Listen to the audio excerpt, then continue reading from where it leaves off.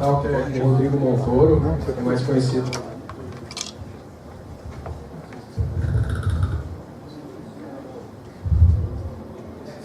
Só eu respirar. Assim, para. Não respire. Tá. Próxima talk é com o Rodrigo Montoro. Ele é também conhecido como Spooker. Na real, junto com o Rara ali, um outro palestrante assim, bem foda, de nível internacional. O cara palestra assim, pô, da DEFCON e um monte de evento de segurança aí fora.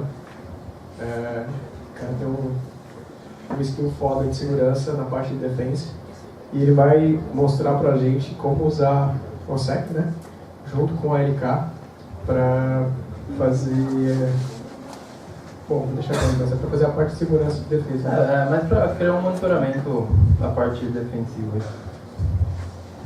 Boa palestra, mano. Bom, pessoal, boa tarde. Espero que ninguém tenha comido feijoada agora, né? Que vai ser difícil manter acordado. A ideia aqui é compartilhar um pouco de experiência, né? O Luciano falou que eu palestro em um monte de lugar, mas eu sempre falo, né? Eu só palestro, eu sou o ratinho de porão, mas eu tento compartilhar conhecimento, né? Nunca vou ser um orador, mas a gente tenta ir melhorando. Essa apresentação, ela surgiu... Essa apresentação, ela surgiu com algumas motivações, né? A primeira dela foi compliance. Não sei se aqui alguém trabalha em alguma empresa aqui que tem que ter compliance. E muitas vezes você tem que ter alguma ferramenta para gerenciar informações. Quem aqui trabalha com PCI, por exemplo, tem que fazer o File Integrity Monitor de alguns arquivos específicos. Daí o OSSEC ele serve para isso, até a documentação. Também cansado um pouco de fazer grep, né, nas informações. Quem nunca fez isso, né? E o que acontece quando eu trabalhei, especialmente quando eu trabalhei na Sucuri, não sei quem conhece a Sucuri aqui, que tem o Cloud Proxy, e a gente tinha 350 servidores que rodavam o OSSEC. Então, assim, era muita informação. O grep, ele funcionava às vezes numa emergência, quando eu entrei lá não tinha nada, daí a gente implementou a Stack. Foi aí que eu comecei a mexer mais com a Stack no passado. Logicamente, fazer uma flexibilidade, né, você criar a visibilidade das coisas, fazer pesquisas retroativas. Então, muitas vezes você cria, às vezes melhora a sua detecção, só que muitas vezes você melhora a sua detecção hoje, ela vai servir de hoje para frente, né? Então, e muitas vezes você já pode ter sido invadido. Ou a maioria das vezes nessas grandes empresas é o que acontece, né? Elas descobrem que foi invadida por terceiros, né? Também fazer integração com outras fontes de dados, para criar o que eles chamam de LDA, né? Que é o Linked Data Analysis. Você criar um gráfico, você juntar as informações, você conseguir ter uma visão muito mais ampla para conseguir realmente achar o problema. Porque um alerta sozinho ele diz alguma coisa, mas na hora que você tem esses dados linkados, você consegue ver muito mais. E logicamente diminuir a janela de exposição, né, gente? Então, assim, um dos grandes problemas na segurança é o tempo que a gente demora para achar o invasor. E você pegar dados, a média por baixo são 180 dias. São 6 meses, é uma vida inteira, né? Mas tem muitos casos aí que os caras ficaram 2 anos dentro de empresas. Pegar, acho que a Target lá nos Estados Unidos, que os caras ficaram 1 ano e meio, eu acho, 18 meses dentro da empresa, fazendo o que queriam e ninguém percebeu. Então, assim, a motivação foi essa. Então, para continuar apresentando, eu sou pesquisador, eu trabalho na Claves hoje. Eu tenho 2 pesquisas, uma com tráfego de HTTP e uma com arquivos maliciosos para patenteadas lá, americano. Não sei se alguém aqui já trabalhou em empresa americana, os caras são ligados, né? Eu ia fazer um script e ia colocar no GitHub, né? Os caras falaram que patentearam, né? Diferença de mindset. Mas assim, eles são muito focados no business, assim, eles têm essa mentalidade de patente, eles têm essa coisa que eu aprendi bastante com eles ali. Já palestrei em alguns eventos, como o Luciano falou, aqui no Canadá, nos Estados Unidos. Uso Linux desde 96, então assim, se entrega um pouco a idade, né? Então, e a gente estava até discutindo, eu fui um cara que foi migrado para segurança, né? Eu sempre fui Linux, daí eu mexi um pouquinho com IPTables em 2001, ali, 2002, comecei a mexer com Snort, não sei o que, daí eu fui migrado para segurança, mas na minha base sempre foi sysadmin, né? E tem um filho de 3 anos, que quem tem filho sabe que acaba um pouco o tempo livre, né, para fazer as nerdices, mas você ganha em benefício e outros benefícios. E eu faço triatlo e corro em trilha, assim, não sou que nem o Pina, que não está aqui mais, mas eu também mantenho uma vida bem ativa, assim. quando meu filho deixou dormir à noite para acordar cedo no outro dia. Bom, e como eu falei, lá na Cloud a gente tem um produto de login, né? Que na verdade é um serviço que a gente chama de Octopus, né? E justamente é em cima da Stack. Então assim, a gente tem muitos cases e muita coisa que a gente adiciona no dia a dia. Isso dá bastante conteúdo para gerar palestras, assim. Na verdade o que falta muitas vezes é tempo, não é o conteúdo. Bom, a nossa agenda hoje então, eu vou falar do OSSEC. Alguém usa o OSSEC aqui? Só por curiosidade, alguém já usou? Beleza?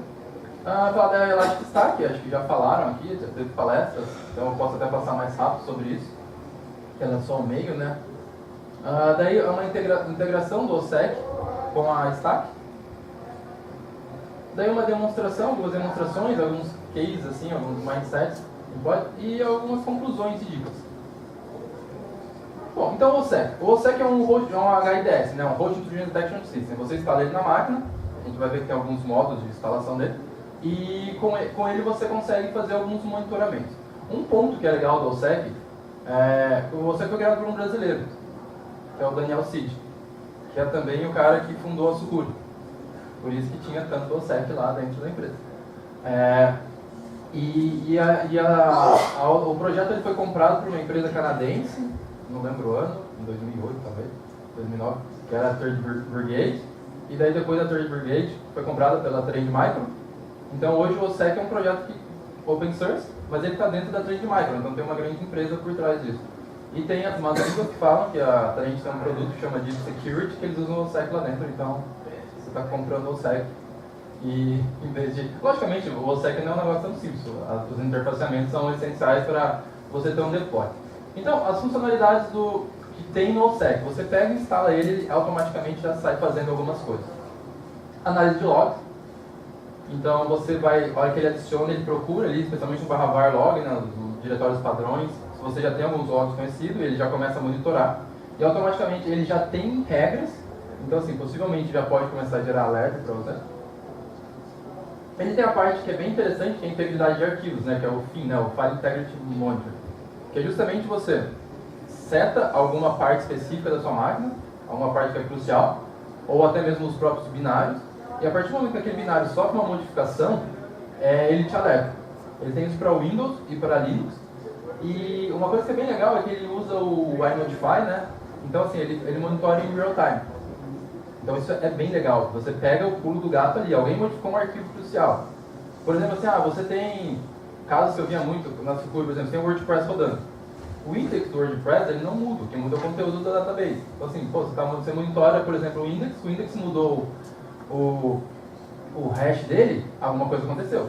Daí você pode, lógico, pode ter sido alguém, não malicioso, mas o Windows monitorar pastas específicas, quando você está falando do PCI, daí você tem as suas pastas específicas, você vai ter que monitorar, e ele te dá esses alertas em tempo real, tanto nas duas. E engraçado é que em testes, assim, a parte desse File Integrity Monitor no Windows funcionava melhor que no Linux, não sei porquê. O que me frustrou bastante nesse aspecto, mas nos dois funcionam legal. Daí ele também faz monitoramento de registro, então se você tem mudança no registro do Windows, que a maioria das coisas que infectam o Windows mudam o registro, né? Então você consegue monitorar. Logicamente, quando eu falo o que você vai monitorar aqui, o que você vai monitorar aqui, isso é todo, você tem que fazer todo um estudo do que você precisa monitorar. Se você colocar tudo, você acabou.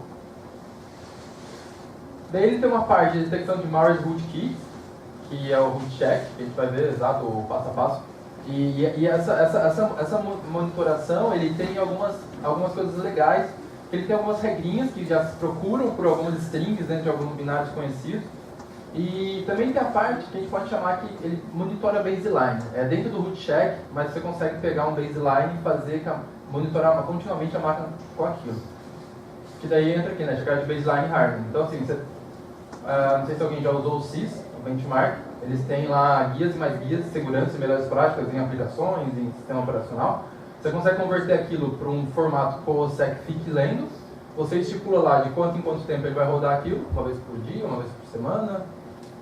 Porque o que acontece muitas vezes, na hora que você faz o deploy da máquina, você vai lá, faz o deploy da máquina, nossa, a máquina tá linda, todas as minhas configurações, porque é tudo orquestrado, você coloca tudo. Só que o analista ou o desenvolvedor precisa de alguma coisa, ele vai lá, edita e consegue modificar por algum motivo, e aquilo ali nunca mais volta para o default. Então justamente esse monitoramento contínuo é de suma importância justamente para você pegar essas mudanças, não ficar exposto sempre. Essas exposições frequentes que geralmente causam as brechas, né? E até voltando num compliance que eu trabalho mais, que é o PCI, a maioria das empresas, até foi o próprio cara da PCI que falou, quando elas são invadidas, mas elas estavam em compliance, é porque foi naquela janela entre um teste e o outro, entendeu?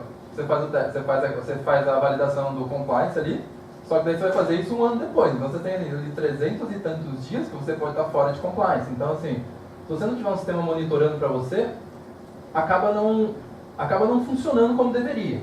E logicamente ele é multiplataforma, gente. Isso é muito legal, assim, ele funciona praticamente em qualquer sistema. Então isso aí te dá uma possibilidade de rodar isso, rodar no Mac, rodar no Windows, rodar no Linux, AIX, BSDs. Ele é muito intrusivo, assim, na máquina. Você diz em performance? CPU, RAM, vai Então, depende. Até no próximo slide eu comento um pouco disso, mas depende. Se ele fizer tudo local, consome um pouco mais, mas não é pesado. Porque ele mesmo faz algumas checagens, às vezes você pega, ele vai rodar algumas partes que a gente vai comentar, ele dá um timing maior justamente para não consumir um recurso absurdo da máquina. Bom, então daí entra os modos de funcionamento, que daí muda bastante essa parte. Ele tem um modo local, que você instala o server e a detecção na mesma máquina, uma máquina standalone. Então ele consegue receber as informações e processar. Você tem todo o rule set ali, ele faz todo esse processamento. Ele tem um modo que ele roda com um agente. E esse modo com agente, ele não faz processamento local. Ele encaminha tudo para o servidor, o modo servidor, que é um servidor. Então assim, na verdade é quase um forward de log só. Então ele vai utilizar muito menos recursos. Então assim, você pode tentar fazer local, também para não ter que ter um servidor muito parrudo. E tem um modo que eles chamam de híbrido também, que você pode rodar ele local, mas porém todos os seus... Quando ele gerar o alerta, ele faz o processamento local e tudo que é gerado de alerta, ele pode enviar esse log aqui para o servidor principal, para você balancear um pouco. Mas esse modo agente, ele é mais leve, porque...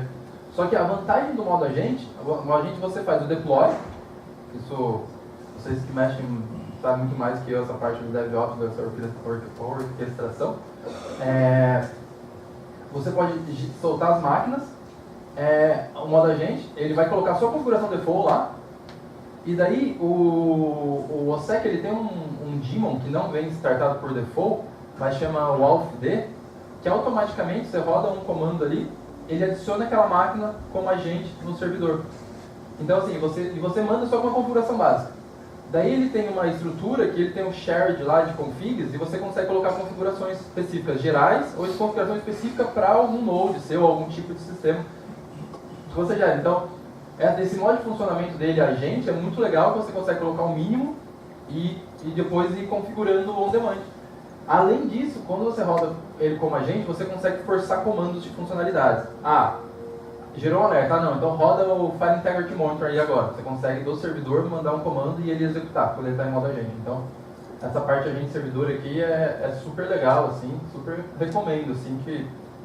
Se você não usar o ALFD, ele tem um modo lá que você tem que criar a máquina, a chave, um por um, daí a hora que você instala na outra máquina, você tem que ir lá e inserir a chave, né? Daí é o que vocês menos vão gostar, né? O pessoal de DevOps odeia isso, mas para teste tá legal.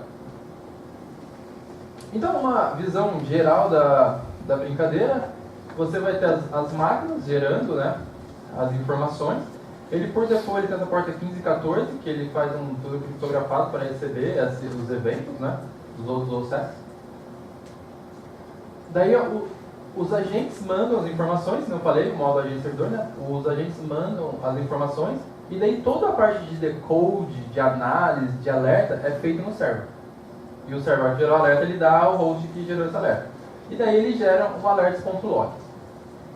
Até uma coisa nova que saiu agora, que daí facilitou muito essa integração, antigamente tinha que fazer um monte de parsing ali no Logstash para trabalhar os logs.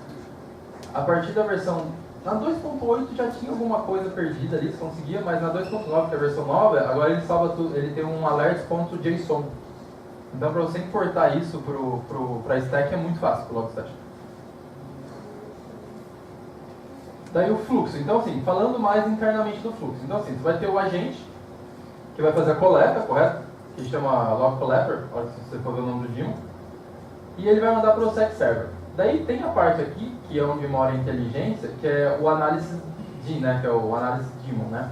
Que ele faz a parte do decode, que justamente ele recebe a informação, ele quebra aquela informação, o que é a informação de timestamp, o que é a informação de post e tudo mais. Daí ele vai jogar para o analyze, baseado no decode, ele já vai saber para que regras ele vai testar. E ele vai fazer esses testes e vai gerar um alerta. E esse alerta ele pode executar alguma ação, que é a resposta ativa. Isso é interessante ou não, né? Mas assim, eu gosto de falar assim, resposta ativa, mas não quer dizer bloqueio. Assim. Eu como um cara de defesa, eu sou meio contra alguns bloqueios automáticos. Porque você tem que ter 100% de confiança que você não está gerando falso positivo. E 100% de confiança não está gerando falso positivo é bem complicado. E dependendo da onde você trabalha, você pode estar perdendo muito dinheiro. Né? No meu dia a dia eu trabalho num e-commerce aí, atendo o e-commerce e se eu bloquear alguém erroneamente pode ser uma compra grande. Como pode ser nada, né? Mas pelo sim, pelo não, eu prefiro só alertar o SOC vai atrás ver o que era realmente que aconteceu. Mas ó, de hora que a gente tem esse alerta, a gente consegue ver o IP, o usuário que estava ali, a gente consegue pegar daí se teve algum pedido, a gente consegue fazer essa correlação, justamente que a gente tem bastante informação lá, para gerar isso. E daí, olhando mais internamente aqui no análise D, a gente tem exatamente como funciona. O log chega aqui, daí ele faz um pré-decode, que ele separa ali timestamp, host e as informações. Daí o decoding, ele já tem algumas pré-regras, fazendo alguns match, alguns count, e depois ele vai bater nas assinaturas. O legal, que por exemplo assim, você fala assim, mas como é que eu testo isso? Como é que eu vou validar se o meu log ele é reconhecido? Como é que eu vou criar alguma coisa? Daí o pessoal criou uma ferramenta que chama o SecLog Test, que você tem lá dentro do próprio bin. O OSSEC por padrão instala sempre no /var OSSEC. Daí você roda aqui, ele vai subir todas as configurações que você tiver ali default, que você estiver usando no seu servidor de produção mesmo, só que ele está rodando em modo paralelo. Daí o que você faz? Você pega o seu log, type 1 log per line. Você pega o log que você quer testar, você cola ele aqui, e ele faz para você, fase 1, ele fez o decode. O que ele fez aqui? Ele separou o hostname, o program name e qualquer parte de log, que ele considera a parte de log desse evento. Daí ele fala assim, beleza, então a fase 1, o pré-decode está funcionando, não preciso fazer mais nada. Daí ele vai para a fase 2, que é o decode. Daí ele vai pegar e vai usar o decoder de SSH, justamente porque o program name era SSHD, né? Daí ele vai começar a pegar informações aqui. Então você tem essa regra do decode que ele pega aqui, ele vai pegar essa variável aqui, que tem o nome do usuário, e vai pegar essa variável aqui que tem o source IP. Então, as informações que muitas vezes importam para eu fazer uma resposta ativa ou fazer uma análise. E daí a fase 3, que é onde entra as assinaturas, né, se a gente voltar lá, ele vai pegar, ele vai fazer o match com uma regra, porque foi um root logando de um IP, por exemplo, talvez externo. Foi um root logando, simplesmente, né? Mas aqui no caso, a questão foi que foi uma tentativa falha do log. Ele vai tirar o alerta, vai ter um ID e vai ter um level de severidade. Esse level ele varia de 1 a 15. No OSSEC ele tem ali a listagem, o que ele considera. E a resposta ativa ela só acontece por default, mas você pode mudar isso, para alertas com um level acima de 7. E daí você tem as regras. Você tem o Rule ID, então você vai lá, você pode olhar, você pode estudar e ver o que acontece. Daí o que acontece? Existe a resposta ativa. Por padrão, ele tem algumas respostas ativas aqui, que é no /var OSSEC aqui no bin. Então, ele tem algumas respostas ativas, que ele pode mandar uma mensagem, gerar um alerta e mandar uma mensagem para o Slack. Acho que o Slack é uma coisa que todo mundo está usando, é super legal, né? Então ele pode simplesmente alertar no Slack. Ele pode, para o Windows, ele tem algum alerta que ele pode mandar para rota nula. Então assim, se vier dessa origem, manda para dev null e você não responde para o cara que está te atacando. Você pode fazer adicionar no firewall, você pode fazer um disable da contas. Então assim, isso aqui, o legal disso aqui, são scripts em bash. Então você pode desenvolver o que você bem entender. Aí que entra o jogo. Aí que entra a beleza do open source, né? A flexibilidade é muito grande. E daí tem um pessoal da NSC Labs que eles criaram e compartilharam várias respostas ativas. Como eu falei, resposta ativa não necessariamente tem que ser um bloqueio, né? Resposta ativa é uma checagem mais específica daquilo que já aconteceu.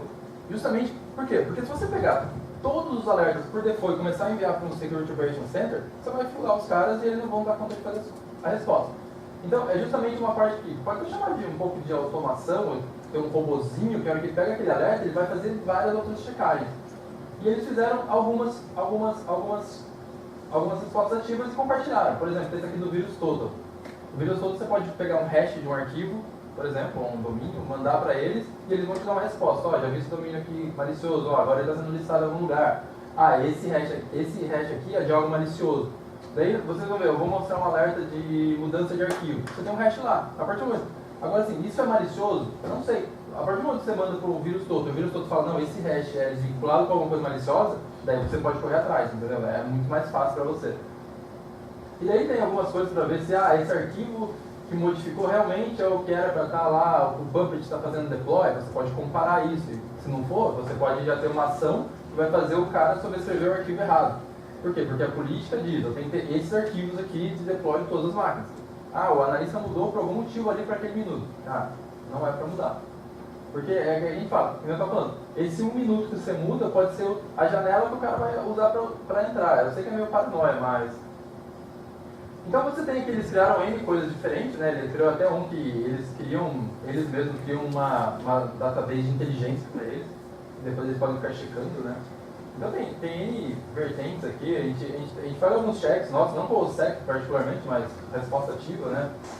A gente pega, muitas vezes o usuário fez alguma coisa, a gente vê quando que a conta foi criada.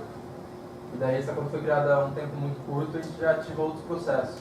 Porque geralmente as fraudes no e-commerce acontecem muito com o usuário novo, né? Eu acho que é nos usuários velhos, que o usuário sempre coloca aquela senha difícil, né, na interface web, né?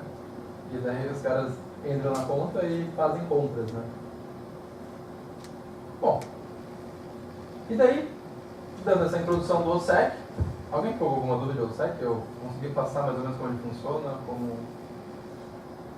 A gente tem ElasticSec, que eu também eu posso acho, passar um pouco mais rápido, porque já foi falado bastante, mas fica aqui, o Elastic a maioria usa aqui, né? Então a gente tem Stack, né, que foi renomeado há uns 2 anos atrás, que era Elk, daí entrou o Bits, e os caras estão insaciáveis, né? O desenvolvimento do Elastic é um negócio surreal, assim, é difícil até de acompanhar. Lançaram até ontem, né, se não me engano, a 5.5, que o Kibana novo tem várias coisas legais, assim, né, os filtros, assim, eles estão inovando bastante. Daí, a primeira parte, e essa parte eu acho a mais importante, gente, que é o Logstash da Stack. Então, assim, na parte de log, geralmente, eu uso a Stack, eu uso o Elastic, até uso, às vezes, uns clusters razoavelmente legais, mas, para mim, o mais importante é a informação entrar certa. Não é a informação simplesmente ser armazenada. O Elastic é só onde eu uso para guardar minhas informações. Poderia ser qualquer coisa. Que tivesse performance, que tivesse toda essa facilidade que o Elastic provê. Mas o Logstash é onde eu trabalho, faço um enriquecimento da informação.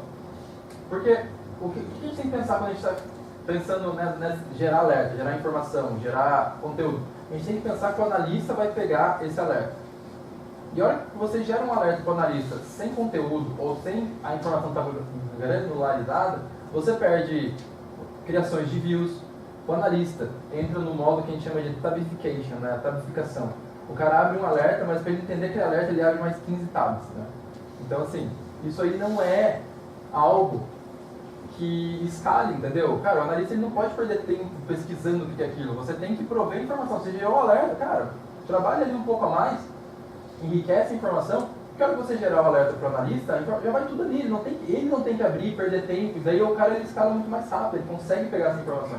E daí entra, como eu falei, o cara para gerar um knowledge base interno lá, tinha lá do Active Response. Daí, essa parte do Active Response, ele já pode entrar junto no alerta. Isso já aconteceu várias vezes com outros caras aqui dentro. Então você já sabe, seu comportamento normal, de repente você consegue ver outras situações. E o Logstash, ele funciona para ingerir qualquer tipo de informação, qualquer jeito, né? O Logstash é meio mágico. Daí ele tem lá os filtros que Em especial para fazer os parsing, o Grok ajuda bastante. O KV também, né? Ele ajuda muito quando tem um log em formato X lá. Você coloca o KV, ele já processa tudo para você. Eu acho que daí o output vai ser sempre para o Elastic, né? Mas você pode ter outros tipos de output. Ou até ações já, com o próprio Logstash.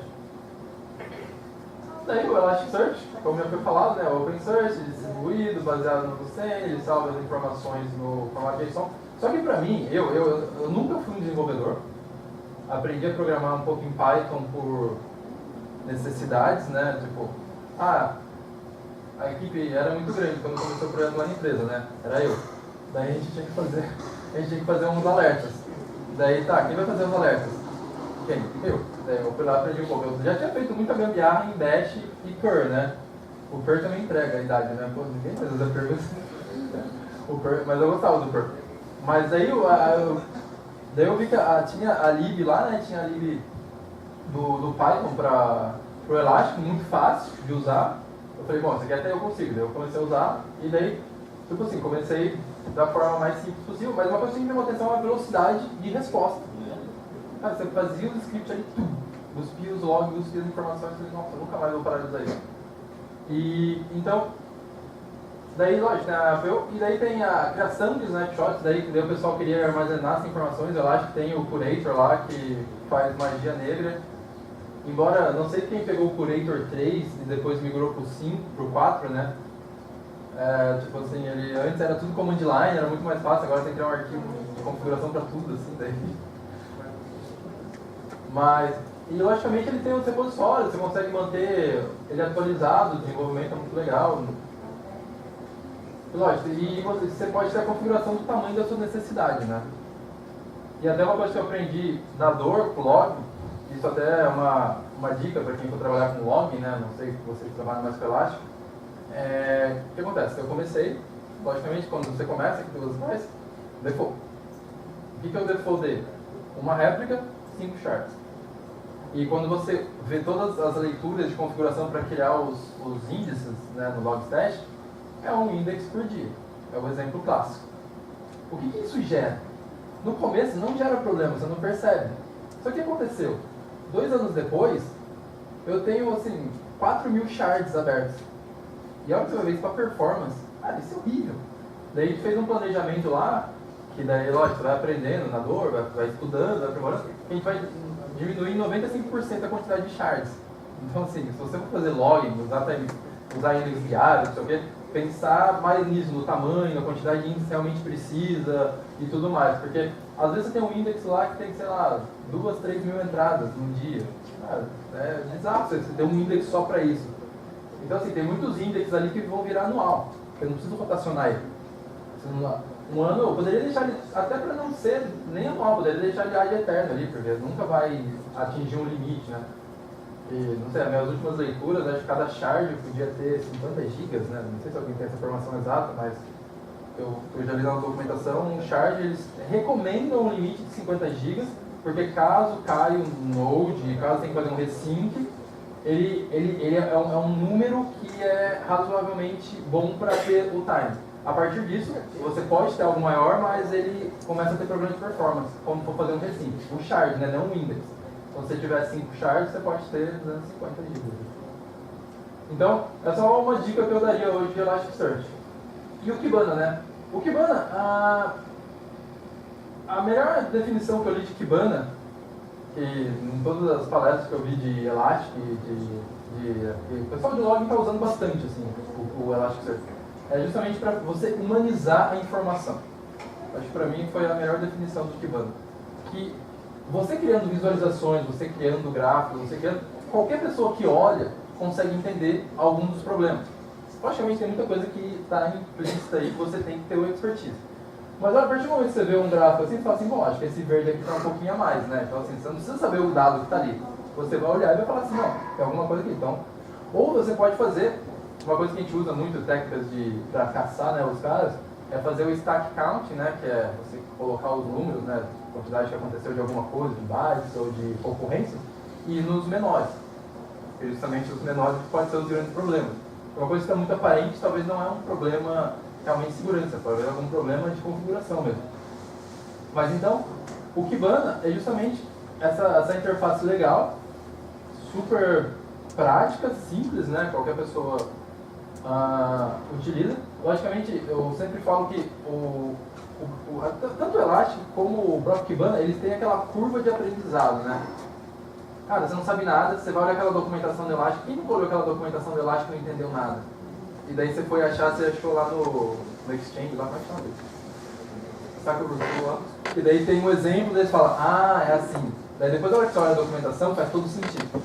Mas assim, eles não têm uns exemplos claros, assim, parece que eles copiaram várias partes da documentação. Mas depois que você entende, é super simples. O Kibana também, ele é super simples no geral. E a única que tem ali são as visualizações, que até você entender um pouco ali como funcionam aquelas agregações, você tem um time ali, mas depois é muito no automático. Então, o Kibana a gente usa justamente para ter essa visualização, criar dashboard, criar essa parte operacional. Logicamente, o que a gente percebeu com o dashboard? Que as pessoas não olham o dashboard. Você coloca o dashboard e a pessoa não olha. E muitas vezes o que acontece, dependendo do time frame que você seleciona, não aparece a mesma coisa para todo mundo. Então, assim, de repente, se você costuma olhar as últimas 4 horas, você vai ter uma visão daquele. Mas se o cara chega todo dia e coloca lá os últimos 7 dias, ele vai ter uma visão totalmente diferente. Então, a gente começou a fazer muito script em Python, justamente por isso. Então, assim, bom, a gente não vai confiar que as pessoas vão olhar. O olhar vai ser para eles pegarem alguma coisa, talvez, que a gente não pegou no script. Então, a gente começou a utilizar um pouco justamente do Python ali, da coisa, justamente para fazer essa parte de alerta, que o alerta vai chegar no e-mail, daí a gente começou a mandar direto para o sistema de ticket, né? Daí não tem nem como o cara falar que não recebeu. Assim, abre o ticket e responde. E tudo mais. Eu tenho um samplezinho que eu fiz depois.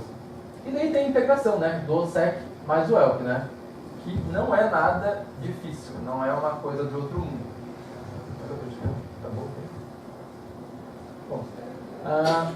Então, exatamente, a integração funciona o seguinte, você vai ter, que a gente já mostrou ali, você vai ter os agentes, vão salvar os logs num server, que vão mandar via syslog para o logstash, ou o próprio logstash pode estar rodando na máquina server já, ou o Firebit, ou o que você preferir, a gente não tem que chegar no logstash. Daí, o logstash, você faz um enriquecimento, pode colocar tags e tudo mais, e daí ele vai salvar no Elasticsearch, e você vai ter o Kibana aqui, fazendo isso. Uma documentação que é muito legal, e isso está pronto, tem uma empresa que chama Wazoo, W-A-Z-U-H, que eles têm uma documentação passo a passo, como você faz isso, eles têm um fork do OSSEC, esse fork do OSSEC deles já tem um monte de enriquecimento de tagueamento das informações, então assim, você consegue pegar as informações já com todas as tags de PCI e tudo mais. E agora na versão nova deles, eles ainda lançaram um plugin para o Kibana. Que daí ele te dá uma parte da visualização, como é que está seus agentes, quais são os agentes que estão conectados. Então assim, o Azul, se você quiser começar, é a melhor coisa que você faz. Se você não quiser fazer um negócio seu, assim.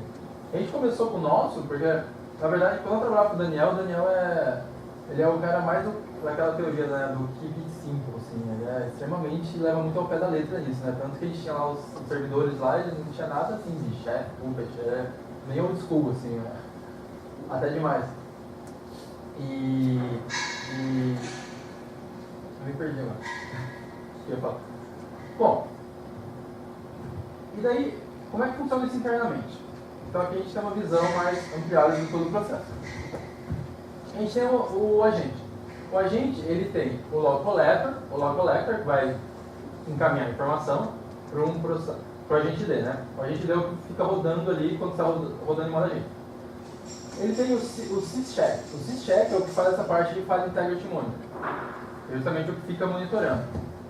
Eles, por padrão, eles rodam a cada 1 dia, 2 dias, assim, por padrão ele não é muito pesado. A não ser que você configure a parte de real-time monitor, que daí fica monitorando ali o tempo inteiro. E tem a parte do root check. O root check, ele chama root check porque ele começou para ser aquela parte de monitorar rootkit, né? O que é um rootkit? O cara invade a máquina, ele muda os seus binários, mantém acesso constante, mas esconde atrás de comando. Vai digitar lá um PS, o PS é modificado, esconde o processo dele. Você roda um netstat, o cara esconde a porta dele que está embaixo. Então, assim, em lista, né? E daí ele gera os full sets aqui, vão ser feitos no servidor, né? No analisador do servidor, vai rodar os decodes, né? O remote de recebe, passa para a análise dele, se tiver algum match, ele vai gerar o alerta, que vai jogar para o Logstash, que vai fazer o store, indexar e vai ter o Kibana, né? Então, esse é o fluxo básico. E a empresa é o Azul, né? Que até eles têm essa imagem lá bem legal. E o root check, como eu falei, ele é feito pegar rootkit, mas ele também pega o monitoramento de baseline. É justamente a hora que você quiser monitorar, criar aquelas regrinhas lá que eu falei, o arquivo tal tem que ter tal configuração dentro, o arquivo tem que ter tal permissão, o arquivo tem que ter isso, sempre. Porque é o seu hardware, o seu baseline que você estipulou para melhores pratos de segurança, ele é o cara que fica checando também. E ele também roda a cada 2 dias, um dia, no default. Bom, e uma demonstração rápida, né? Então, aqui ó, a gente tem um alerta. Eu tenho um vídeo ali, não sei se vai dar tempo, mas eu vou mostrar as screenshots, se der tempo a gente volta no vídeo. A gente tem aqui um alerta, então assim, ele salva a informação, né? O tipo aqui é o sec, daí aqui é o full log. Uma coisa que eu esqueci de falar, ele monitora arquivos, né? Só que ele também monitora a diferença entre comandos. Então você pode pegar um comando específico, rodar ele, e daí ele vai salvar aquilo como a verdade. Então, olha, se você rodar aquele comando de novo, e tiver alguma coisa diferente, ele te alerta. Então, aqui no caso, ele já tem por padrão isso, o netstat. Então, ele roda esse comando, né, que é o location, qual que é o comando do full command, e daí ele alerta, ó, tem uma nova porta que foi aberta ou fechada. Ele não é tão específico, ele só vai falar assim, ó, teve uma mudança, ó, tinha 10 portas aqui, agora tem 9, ou tem 11. Então, ele te alerta. Então, assim, no meu caso, eu já sabia que a porta nova, sendo assim, era a 65 mil, porque eu não tinha nada rodando a 65 mil. No meu caso aqui específico. Mas daí entra a parte que a gente estava falando, que quando você vai fazer log, você tem que planejar. Não é só fazer log. Porque, qual que é o problema de um alerta como esse? Tudo bem, ele poderia ser melhor no sentido de já estar mapeado exatamente qual foi a mudança, né? Isso aí seria mais inteligente da parte dele. Mas o grande problema aqui, ferrou, vamos correr, ó, tem uma porta nova em lista e não sei o que, não sei o que. Assim, como é que você vai achar quem fez essa mudança? Se você não planejou, como é que você vai monitorar essa mudança de verdade? Então assim, você sabe que você tem um problemão, porque você tem uma nova porta em lista, só que você tem que descobrir quem que fez isso. Daí entra aquela parte de linkar dados e ter mais fontes de informação, justamente pensar no que você quer monitorar, que é justamente o audit do Linux. Eu não sei quem usa o audit do Linux aqui. O audit do Linux é uma ferramenta sensacional. Se você usa o CentOS ou o Red Hat, ele já vem habilitado por padrão. Tu tá mandando ali o full log e tu tá mandando a alteração, né? Mas aí teria como mandar também qual que era o padrão antigo, porque daí vai ser difícil descobrir qual porta que tá aberta, né? Que foi a nova. Eu sei que quando tem uma mudança no syscheck, você consegue mandar o diff. Você manda assim, teve uma mudança no arquivo, ele te manda a parte que mudou. Aí manda o diff do arquivo. Exatamente. No root check, eu não sei responder de cabeça. Eu acho que talvez tenha, porque tem essas opções de mandar mudanças. Mas sim, se não mandar, como eu falei, é bem ruim, porque você tem que saber exatamente o que tinha, assim, é um negócio meio chato. Bom, e facilitando a análise, daí você usando o audit do Linux, né? O audit do Linux, eu falei, ele já vem habilitado, se você usa o CentOS, ele vem startado, se eu não me engano, só que ele vem sem nenhuma regra. Então você tem que adicionar a regra.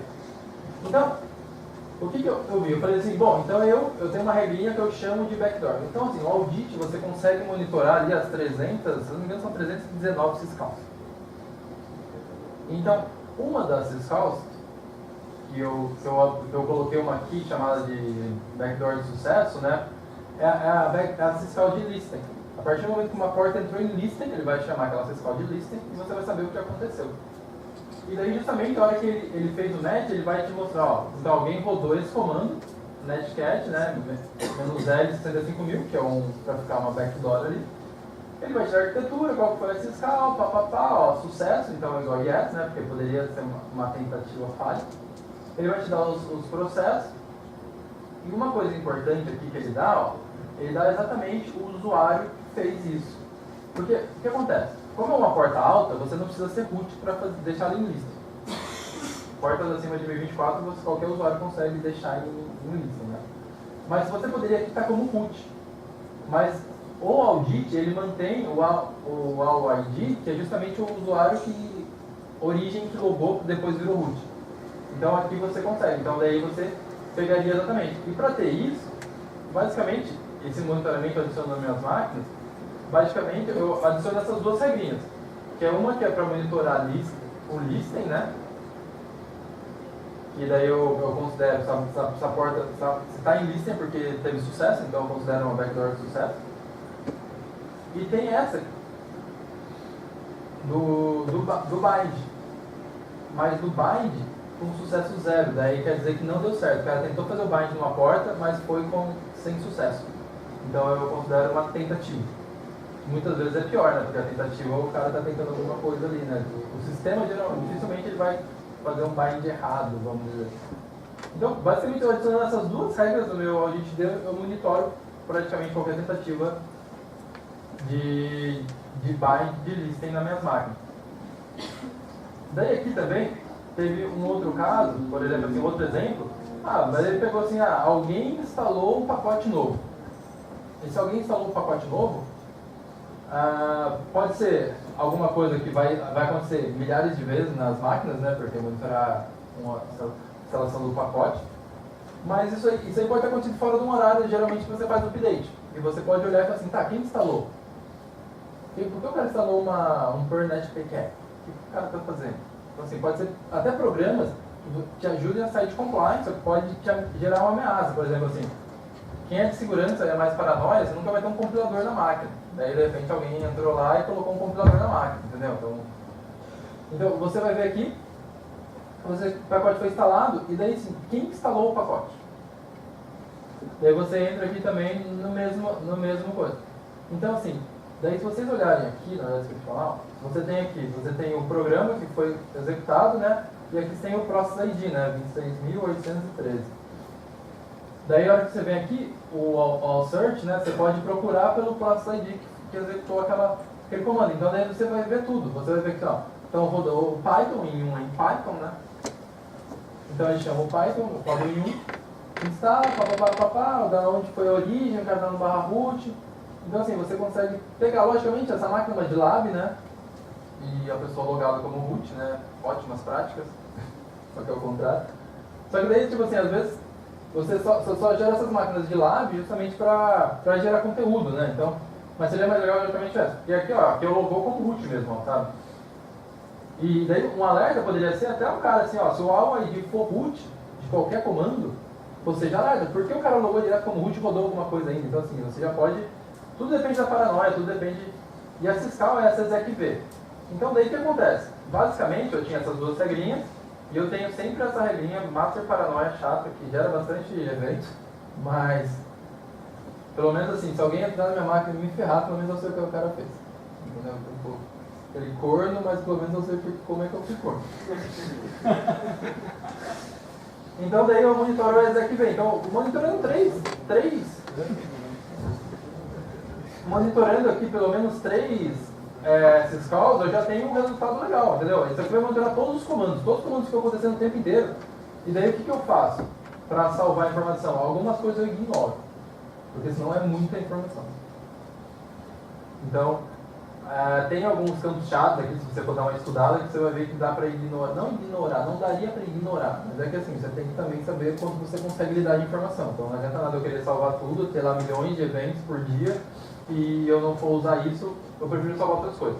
Então, com essas 3 regrinhas, por exemplo, eu dei contexto para os meus alertas. Então assim, eu entrei aqui nessa parte justamente para, não simplesmente você esperar um alerta e ter a informação, é justamente para você gerar contexto. E aqui é um exemplo para isso, mas aí não tem muito detalhe, mas é só para mostrar, entendeu? Quando a gente estava falando lá do Active Response lá para gerar no vírus total. Fez uma mudança. O MD5 agora é esse. Daí você pega, automaticamente ele já ia pegar isso, o vírus total tem uma API, ele conecta na API, checa e já te dá um alerta. Fala assim, não, isso aqui é do malware. Então você já vai correr atrás. Se ele fala assim, não, isso aqui não está listado no vírus total. Então existe uma grande chance de ser só uma mudança mesmo. Você pode não ser a sua maior prioridade. Logicamente, a partir do momento que tem um alerta de mudança de alguma coisa que você monitora, você tem que dar uma olhada. Só que daí entra na fila também aquela parte, você tem que saber como priorizar isso. E aí também esse é um dos grandes problemas da humanidade, né? Bom, daí tem aqui um exemplo, né, de dashboard, né? Dashboard é um aglomerado de views, né? Daí tem esse dark side aqui, e daí tem esse piu-piu gráfico, assim, né? O pessoal de segurança acha... As pessoas acham muito bonito esses gráficos, né? Mas eles não dizem nada no final da história, né? Mas é legal, eu acho bonito para mostrar assim, mas... Logicamente, a não ser que seja um ataque muito específico, entendeu? Se a empresa é muito restrita a origens de IP de algum lugar, daí talvez isso aqui te ajude a visualizar. Não, é porque está vindo tanto alerta. Só que pelo menos nessas versões últimas, isso aqui não é muito clicável, né? Então assim, não te ajuda tanto no filtro. Logicamente, gráfico de feeds. E daí tem o Time Leon.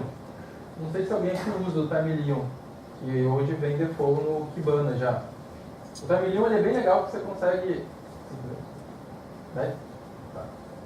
O Time Leon, você consegue fazer soma acumulativa, derivação, quem manja mais de matemática consegue fazer um monte de coisa. E você consegue ter visualizações diferentes e você consegue correlacionar tempos diferentes, você consegue fazer offset de dias, entendeu? Você fala assim, ó, tá, eu quero ver os últimos 7 dias, mas aí você pode pegar 7 dias do ano inteiro, assim, daí você consegue ver todo aquele processo e ver qual foi uma época que teve uma diferença e tudo mais. Eu tenho um videozinho aqui que eu vou mostrar, esse videozinho é curto, eu tenho 10 minutos e nada tempo.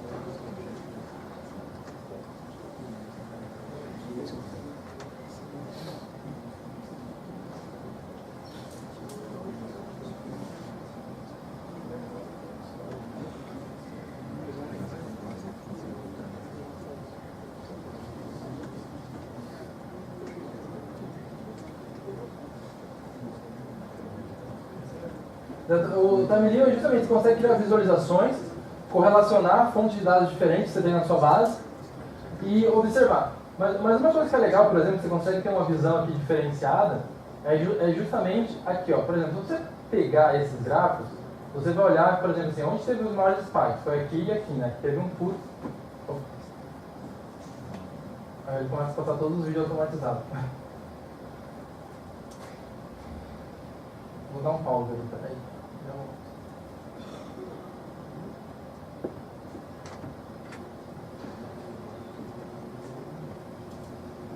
Tá. E aí, se você olhar aqui, ó, vai ver que teve um super spike aqui. Você vai falar assim, bom, então o meu problema realmente aconteceu ali no spike. Que é justamente assim, ó, nosso olho bate, a gente vê o que está mais diferente e a gente vai tentar resolver o problema. Mas aí, legal, se você olhar aqui, ó, a gente tem realmente, mas esse gráfico aqui é de soma acumulativa de eventos. Mas aí se você for ver certinho, ó, aqui os hosts estão muito paralelos, e aqui já começou a ter um desvio, mas se você olhar aqui o desvio, não foi nada tão bruto, talvez, foi meio com uma constante, e aqui ele dá o spike, mas então se você olhar a soma acumulativa, daí ele vai te dar um ponto melhor do horário que realmente aconteceu o problema, não propriamente aqui. Aqui talvez seja só o fim, a causa, né, o que realmente explodiu. Mas o problema possivelmente começou aqui. Então, assim, se você começar a procurar nessa janela aqui, sei lá, 20 horas, na verdade a janela tem que começar a ser olhada ali, meio-dia, 1h da tarde. Então o Time Leon é bem legal. O Time Leon é um negócio que tem que ser bem estudado. Assim, é até um dever de casa que eu falo que eu vou começar a estudar mais no estudo. E ele é bem legal. Deixa eu tentar voltar.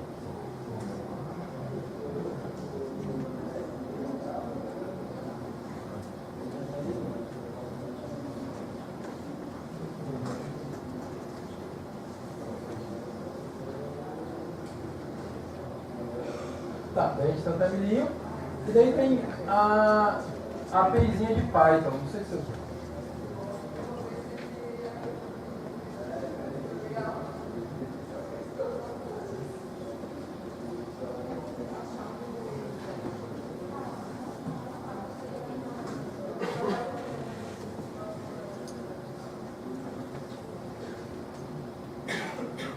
Eu não sei se vai dar pra ver, vamos ver se dá pra ver. Mas basicamente, eu fiz um Pythonzinho aqui bem simples, que não dá pra ver, que ele recebe alguns parâmetros. Na verdade, o meu nível de programação é assim, eu olho no Kibana, vejo a request, copio ela e coloco no script de Python, né? Não é algo muito avançado.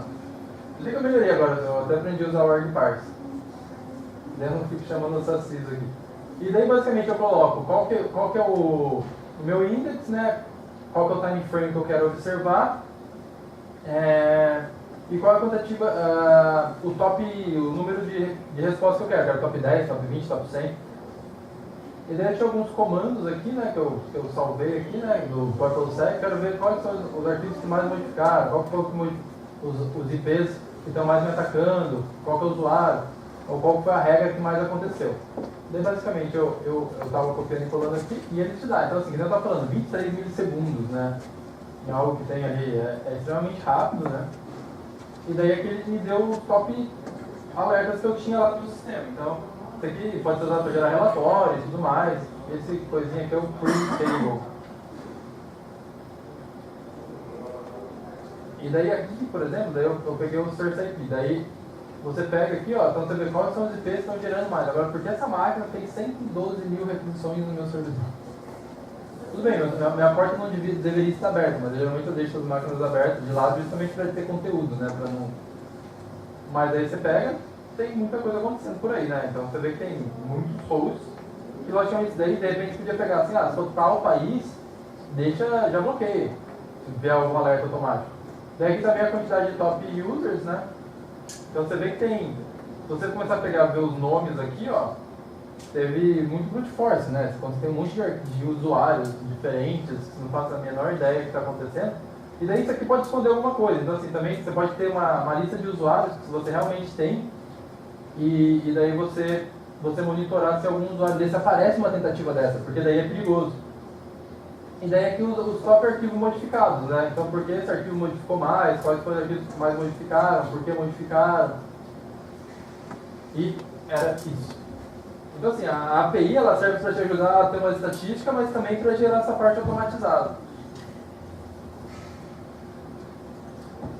E eu vou fazer aqui para acabar.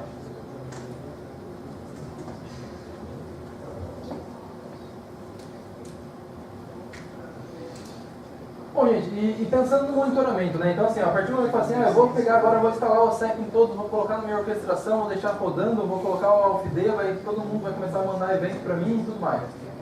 Cara, legal, mas vai funcionar isso? Então, assim, pensar um pouco, o que eu quero de resposta? Essa é a pergunta que parece ser muito fácil de responder e às vezes é bem difícil. Você saber exatamente o que você quer monitorar. Então assim, não é só atacar e deixar gerar alerta, isso aí não te leva a lugar nenhum. Então assim, é saber exatamente o que você quer monitorar, você mapear seu sistema, saber por onde pode passar alguma coisa, mapear suas fontes de dados e com isso você saber o que você quer responder. E você sabendo o que você quer responder, você vai conseguir se proteger, logicamente, né? O que realmente enviar para o Elk, né? Eu até tinha uma imagem que eu esqueci de colocar assim, né? Que sabe aquela, o cara tá abraçando o ET lá, né? Daí tipo assim, a maioria das empresas assim, nossa, um log, vou enviar para o CIEM, né? Tipo assim, nem sabe para quê, mas daí o cara envia tudo. Justamente para ter número, né? Porque a gente gosta de número, né? Até a gente estava tentando desenvolver um ratio de quantidade de informação que entra para a quantidade de real alerta que a gente gera, porque isso aí é uma métrica até para a gente ter uma ideia de quão eficiente é as informações que a gente está colocando. Porque não adianta lá você salvar teras de dados por ano e de repente aqueles teras não está tirando nada. Então assim, cara, tá na hora de rever, entendeu? Tipo assim, o que está errado aqui? Sou eu? É o que você me pediu para monitorar? Está faltando alguma outra informação para realmente dar o trigger aqui? Então é realmente pensar o que enviar. Outro ponto, a minha equipe consegue processar, não adianta você ficar gerando um monte de alertas se ninguém vai olhar isso. Entendeu? Então assim, pensar uma maneira de gerar esses eventos de forma que a sua equipe consiga processar isso. Então às vezes você não precisa ficar mandando cada um que gera, manda uma estatística diária. Se assim vai funcionar no primeiro momento. Depois você começa, a partir do momento que você começa a mostrar resultado, talvez você consiga gerenciar mais contratações.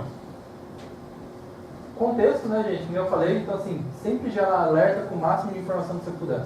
Por exemplo, se eu já mando aquele alerta da mudança da porta, já mando aquele conteúdo da audit que deu, o cara já sabe o que aconteceu. Agora, se o cara for ter que ir atrás daquilo, vai demorar. Muitas vezes o analista não tem acesso à máquina. Então assim, eu não posso falar pro cara só, não, loga aí como root e roda o all search procura. Não, cara, isso não existe. Então, gerar contexto para o cara saber o que ele está lidando ali. E muitas vezes está terceirizado só, então você menos ainda o cara vai ter acesso às máquinas. E algumas conclusões. Isso aqui é meio piegas, eu sempre falo, mas é mapear os perfis de ataque. Tem que saber qual que é o caminho que o cara tem para chegar e opções que o cara tem para chegar no seu ativo. Isso é uma parte que parece simples. E daí entra um pouco aqui do conhece a sua rede. Você tem um inventário de hardware e software, que é bem difícil, especialmente de software.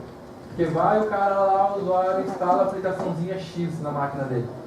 Cara, daí o cara exatamente aquela aplicaçãozinha X que tem uma falha que o cara explora. Daí o cara manda um e-mail, o cara abre o e-mail e daí tem... Assim, eu trabalho muito com pentester, a maioria das empresas que eu trabalhei no passado tem pentester, os caras fazem isso, os caras, assim, o nível de maldade de coração dos caras, não duvido que os caras vão fazer, cara. Porque os caras são foda, assim, eles entram, eles zonam, eles não estão nem aí. Logicamente eles zonam porque eles são pagos pra isso, né? Mas eles têm muita técnica e justamente a defesa é uma área meio ingrata por isso, assim, né? Que a gente tem 1000 possibilidades de ocorrência e a gente tem que conseguir tentar minimizar pelo menos algumas.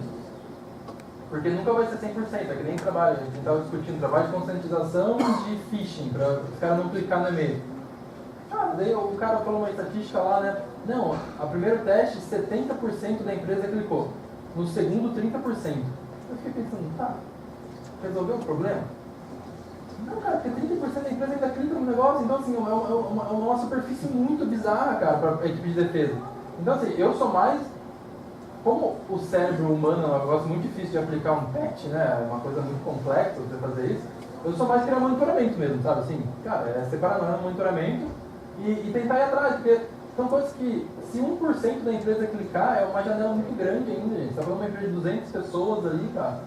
Se 2 clicarem, já é o suficiente para o cara entrar na rede. O cara entrou na rede, ele se espalha. Porque dificilmente a empresa monitora a interna. Isso é fato.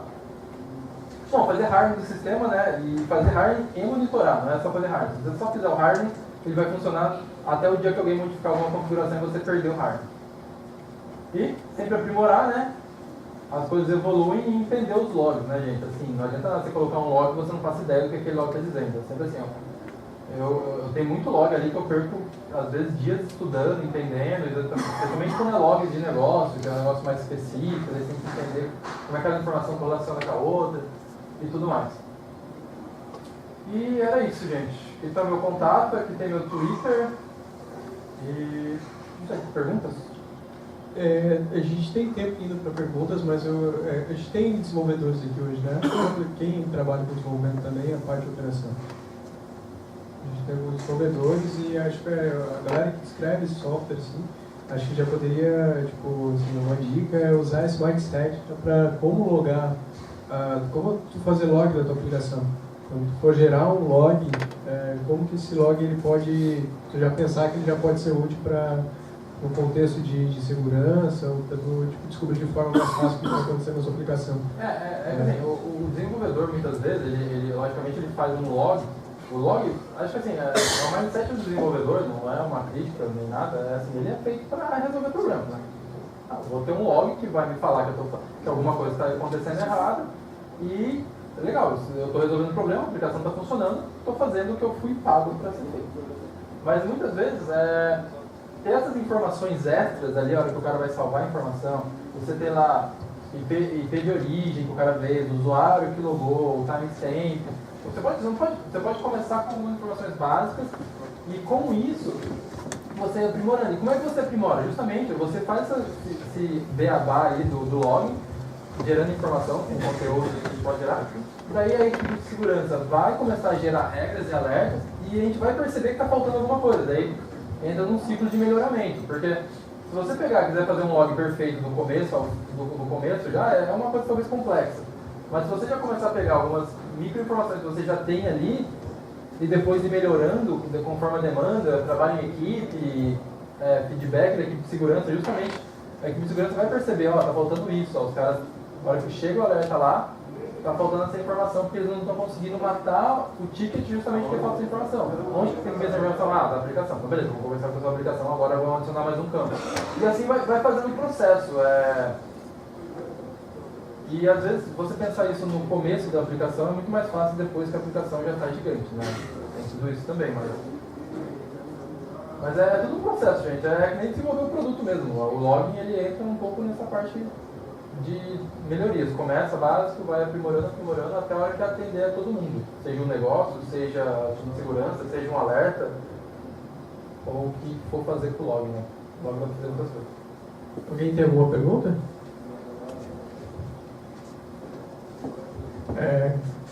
Tipo, é uma pergunta, mas assim, a gente...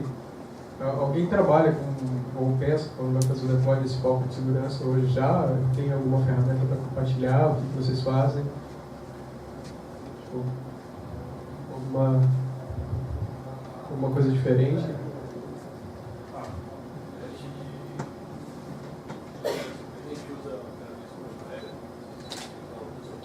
Deixa eu levar o microfone ali que acho que o pessoal não está.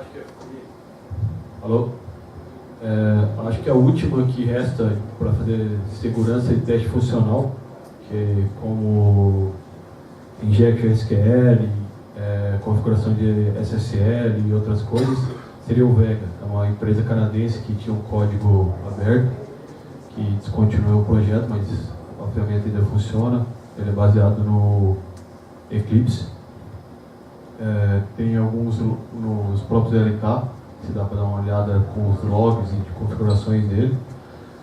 Mas eu queria fazer uma pergunta, que hoje a gente está usando uma aqui DevOps, se existe algum processo ou procedimento, o que for, para o pessoal de desenvolvimento usando o Docker, processo de segurança para o pessoal de desenvolvimento para usar o Docker. Porque às vezes a galera se empolga de usar o Docker, e daí, criação de container ou qualquer coisa interna na empresa pode trazer uma vulnerabilidade, ou portas, ou coisas assim.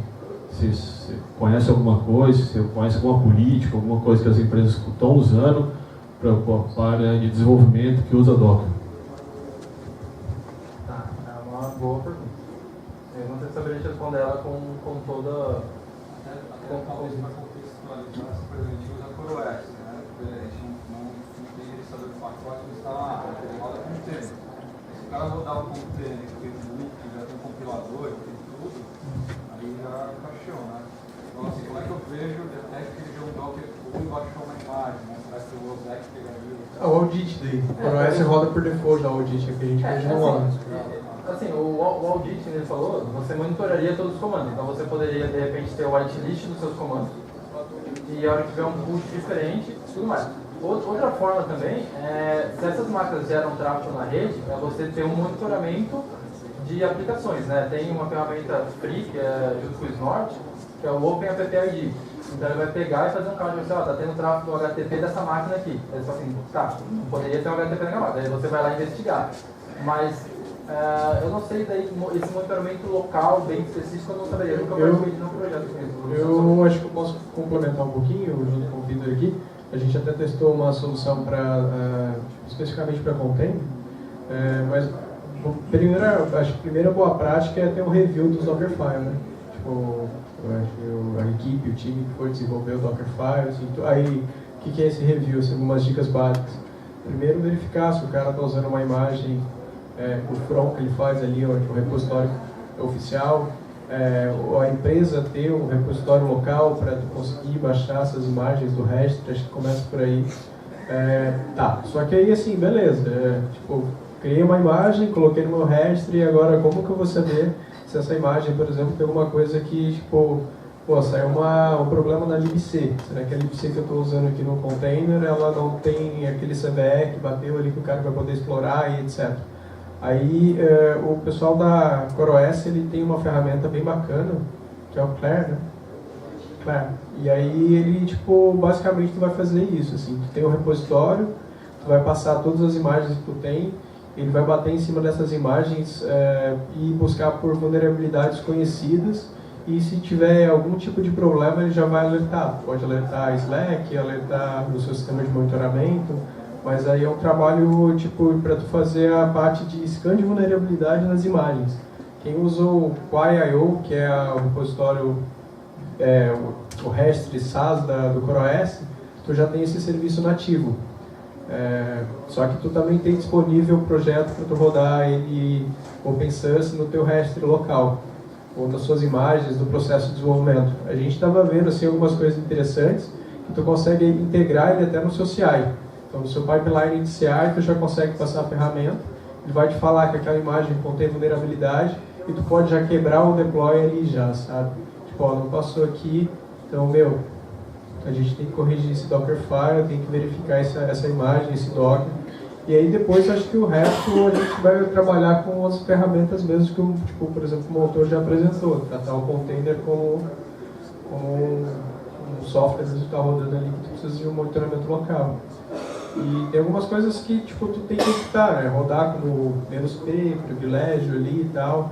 Eu tinha comentado a gente fez um evento, foi um hangout de Rocket.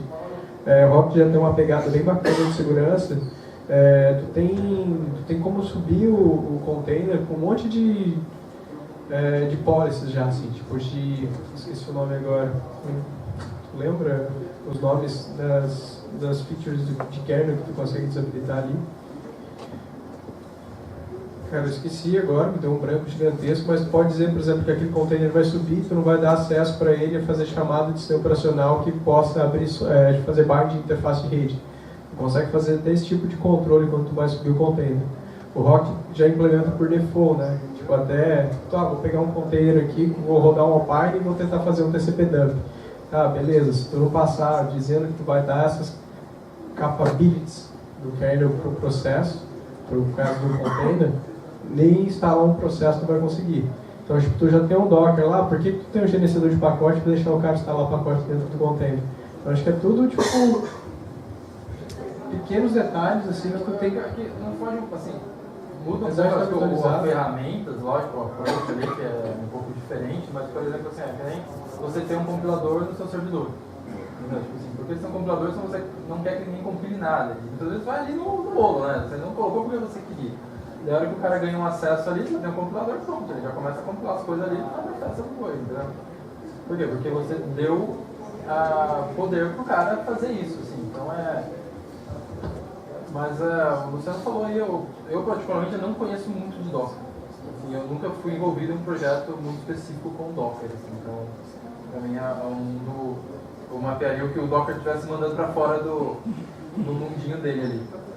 Mas talvez, que nem essa parte de monitorar a aplicação, monitorar tudo, então, é um jeito que, assim, até tem um adesivo aqui no meu notebook, né, facts don't lie, né, então, tipo assim, se está gerando um pacote ali na rede, alguém está gerando esse pacote, aí tem que ver se é alguém que poderia gerar esse pacote ou alguém que não poderia, especialmente uma porta de server, um serviço, alguma coisa, né, que daí é só você monitorar o fluxo do SYN é que você sabe quem é o server e quem não é o server, então você consegue criar uma inteligência em cima disso. Acho que era isso.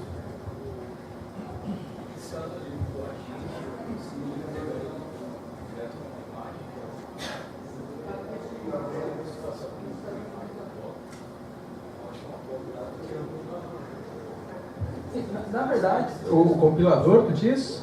Então, agora o Docker tem até um esquema bacaninho ali para tu fazer, ele separa bem quando tu vai fazer o build da tua aplicação e quando tu vai fazer o deploy, né? Tem até um esquema no Dockerfile para brincar com isso agora, assim.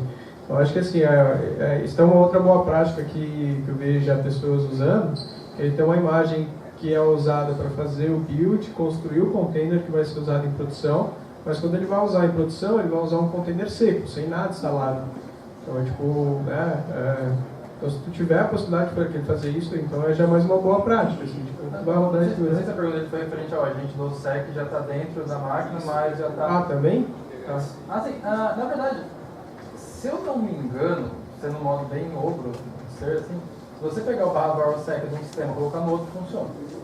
Porque ele já está compilado. Então você não precisa ter o compilador mais na máquina. Por padrão também, ele tem o RPM. Você tem um RPM que você pode instalar e aí já está compilado, né? Porque assim, a gente usa RPM. A gente cria um sec nosso lá, no nosso repositório, e o cara adiciona lá, já instala o sec agent e ele já instala o sec sem o compilador. Mas se você pegar o Tarball lá, daí tem que ter um monte de coisa. MIB, não sei o quê.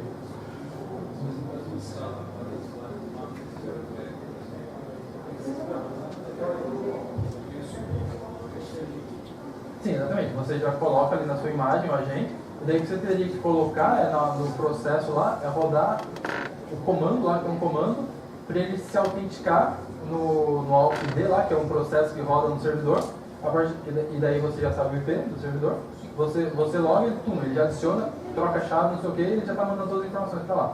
E daí a partir disso, como eu falei, você coloca essa configuração básica, daí a partir disso, o que ele tiver lá no shared lá, naquele diretório shared, VarOSec, etc shared, se não me engano, ele já vai baixar tudo para aquela máquina. Então assim, as configurações de regra, a política de root check, o arquivo de root check, algum baseline que você coloca, ele também já baixa, já faz tudo. E daí você pode até colocar, a partir do momento que subir a máquina nova, aqui daí no server já roda o comando, forçando ele rodar o syscheck, a coisa, que daí vai baixar todas essas políticas para ele rodar, entendeu? Você consegue fazer isso. Nem sei. Mas tem umas coisas de Lua também. Alguma pergunta mais? Bom, acho que é isso aí. Obrigado, cara, mais uma vez. A gente só tem um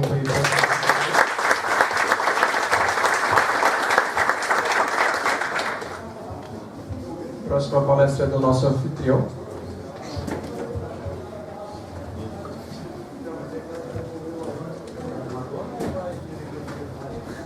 Mais uma dona? Vai cantar também?